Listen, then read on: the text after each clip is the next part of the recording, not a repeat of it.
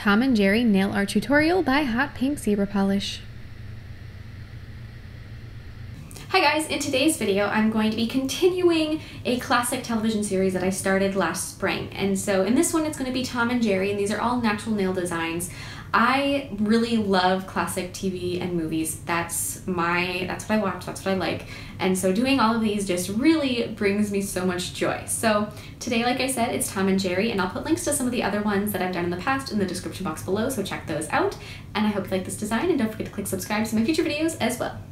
Begin by painting your thumb, index, middle, and ring nails either very light color, yellow or white, and then your pinky nail red. So I'm going to start with my thumb, and I'm going to be painting Tom's outlines. So this is just black outlines going through and here and there, adding them. If they're not perfect at this point, don't sweat it. It is just fine. The outlines here are just a sketch. They're to know where you're going to be putting things later on, because if you start filling it in without these outlines, you don't know exactly where you're filling stuff in, so this definitely does help. But if they aren't right, you can always fix them later on without a problem at all. Now, if you are concerned about painting them and having them be really messed up, I would suggest painting your nails white, because then you can add white acrylic paint and it's going to match. Whereas if you do them like a pale yellow as I did, in the background they might not match as well. You won't be able to paint over things outside the design as easily. So I'm going to be adding the outlines to his face, his mouth. I'm going to just fill in his mouth at this point because I might as well. Add the outline on the other side for his other shoulder, add the outlines of his eyes, and for this black paint I have diluted it very slightly. This will just make it easier to paint with. Don't dilute it too much, just very, very slightly. And then I'm going to be filling in his fur. So now you're going to be seeing me use a technique that pretty much everyone recommends you don't use. You do not normally put down white and then blend black in to create your shades of gray. The reason I'm doing this is, well, there's a couple reasons, some better than others, but the first thing is they're not the same shade of gray across everything. He's got a little bit of lighter shade of gray up the bridge of his nose and things like that. So by doing this, there's a little bit of a variance in the color that does make it look a little bit more realistic. The other reason why I was doing this is because I did not have gray paint mixed, and I had turned on my camera and then realized this and didn't want to turn it back off because, well, I don't know, I was having a lazy moment. So I just decided, well, yeah, I'll mix it as I go. So that's why I did that.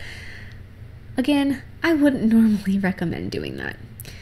But once you have all that gray in place, I'm going to be filling in up the bridge of his nose with that lighter shade, like I said. Just make sure it's a little brighter. It doesn't take too much.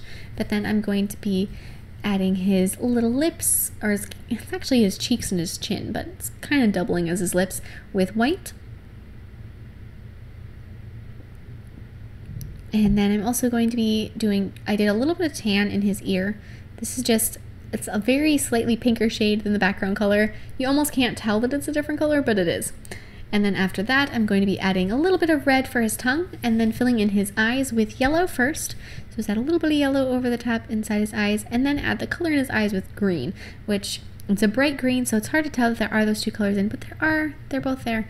And then fix up all of your outlines. So as you can see, once you're painted over all of this, most of the outlines got missed. They got covered up and you can't see them anymore. So by going over and filling them in again, you're really going to have an opportunity to perfect them if they weren't before, and just touch them up anywhere that you need to. So just add those in like that, and also add a couple more details like a pupil in each eye, his eyebrows, just like that, and then also his whiskers. So 2 whiskers per cheek. And then he is all done. Oh, he's not done. Little highlight of white on his nose, then he's all done. So then on your ring nail, I'm going to be doing the same exact process. So first starting out with black outlines, then adding the color, and then redoing the black outlines. So this is for Jerry on my ring nail. So I'm gonna start and do his outlines just like that. And then continue down his ear, the side of his face. And definitely make sure that you're looking at a reference photo as you're doing this, because if you're trying to paint a character from memory, it's never going to turn out quite like the character looks, unless maybe you created the character. Like I can draw my little zebra from memory without a problem, but I created her, so there's a different sort of connection there. For the most part though, make sure that you do look at a reference photo. And so then there's his mouth,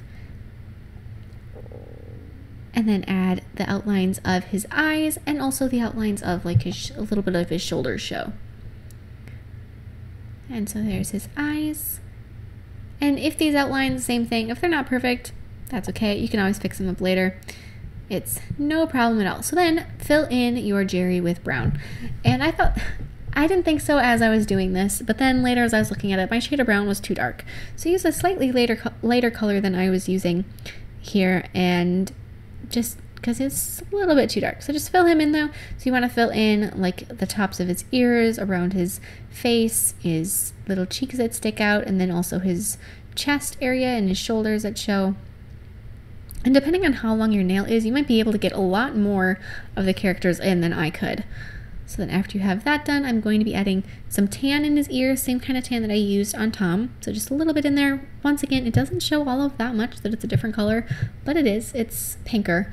And then I'm also going to be taking either like a gold type color or a lighter shade of brown, but you want to fill in his cheeks and his chin with a lighter color. So I'm just doing a gold color. And then also do his chin.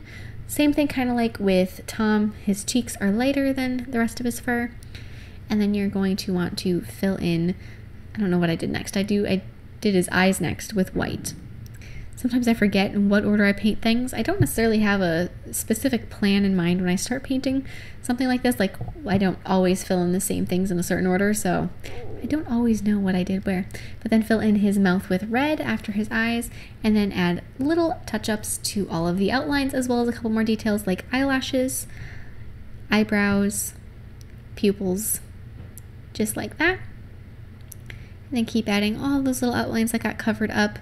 And redoing these outlines in general, it's kind of a tedious thing, but it really does make a difference. And especially on older characters like this, when the animation wasn't quite as advanced as it is now, outlines are so key to make them look like they did, or like the characters actually do.